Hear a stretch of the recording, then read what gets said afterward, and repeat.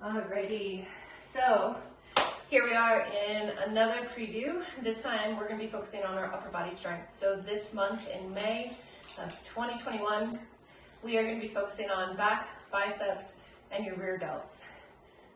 We are focusing on these things because we want to develop our rear delts a little bit more. And why?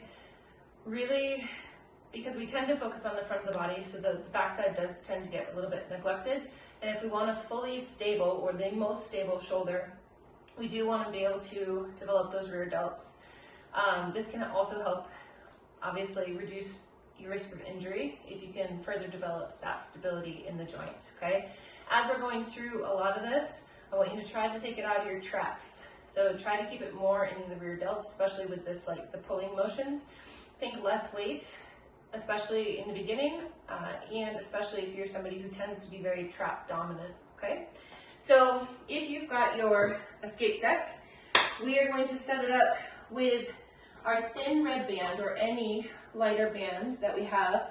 There's this nice little groove in the bottom on both sides of the bench. You're gonna put your band up under there.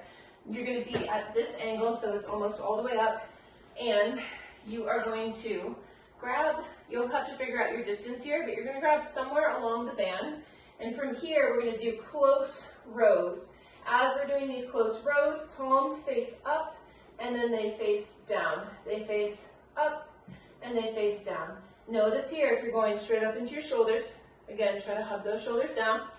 You're not looking for the most epic pull, you're looking for the most mindful pull that you can have, right? Okay, you will feel that in your lats, hopefully again your rear delts, and in the rhomboid area, so right in between the shoulder blades. Our other activation that we'll be going into is a wide row. So same position, taking the hands this time and pulling nice and wide.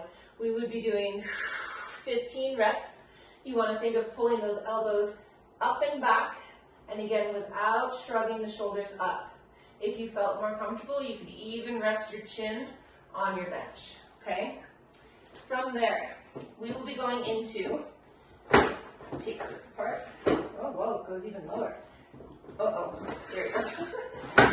I gotta take this apart. So, then we'll go into single arm dumbbell row.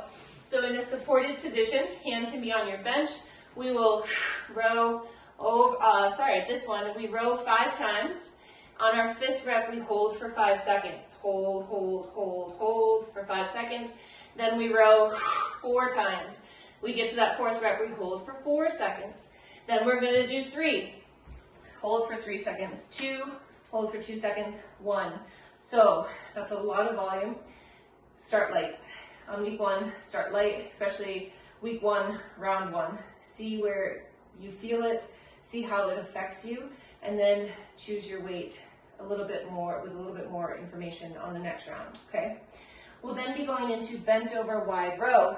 So this is definitely going to be a rear delt focus. If you had a barbell, you'd want a grip about this wide.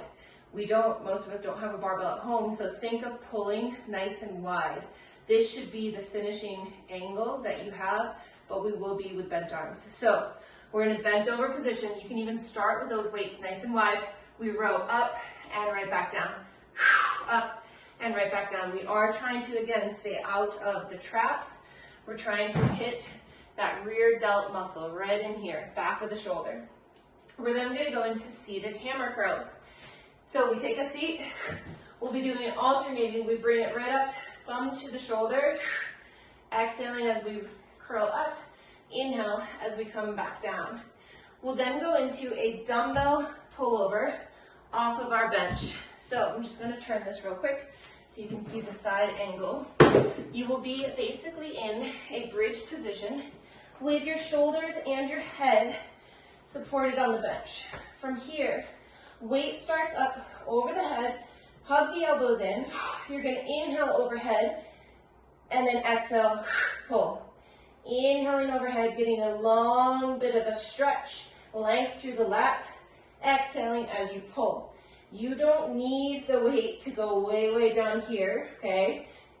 What you need to do is listen to your body. Think, especially in the beginning, less is more on that, for sure. explore your range of motion, feel connected to your body. If you feel like you're kind of losing a connection in the shoulder joint or in the lats, it's time to decrease your range of motion and maybe even perhaps your weight. Okay, then we go into chest supported row. So we have to pop this back up. Lots of little transitions here today in this one. So from here, I find it best to be kind of in a more standing position. So, super flattering, but you'd be leaning onto your bench like so. So you definitely have to be pushing into the floor with your legs so that you don't slide down. From here, we would be starting with the palms facing away from us as we row, curling them towards us.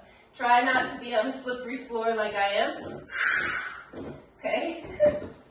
So, now we know when we're doing that one, we want to have our bench on our mat so that we don't slide. Then we'll go into alternating bicep curls. For our alternating bicep curls, I want you to do this little pivot. So notice how the weights start, palms facing the thigh. As you curl, palm faces the shoulder. Little tiny curl and bring it back down, okay? Alternating sides. Then we go into gorilla row. These can be done on kettlebells. I've got dumbbells here right now, so I'm going to keep them in my hands. We are in this position. This is our start position. Try not to be here. Try to lower those hips. Weights start on the floor. We row and we row. I do find kettlebells to be a little bit friendlier, especially if you don't have that deep mobility, because they do rise a little bit higher off of the ground. The final movement that we will go into is going to be a very light band. So what I would do is I would take your band and not use it double strength, use it with just one loop, if that makes sense. And we are going to be in a hinged position. We're going to press back and then forward. Pressing back and bringing it forward. This is a single arm lat pull. Feeling it in the lat, but you are also hopefully going to feel that in your rear delt, because the rear delt is responsible for getting the arm behind the body, okay? Even if you put your hand here right now, press the arm back, you should feel this muscle right here firm up. That is our upper body focus.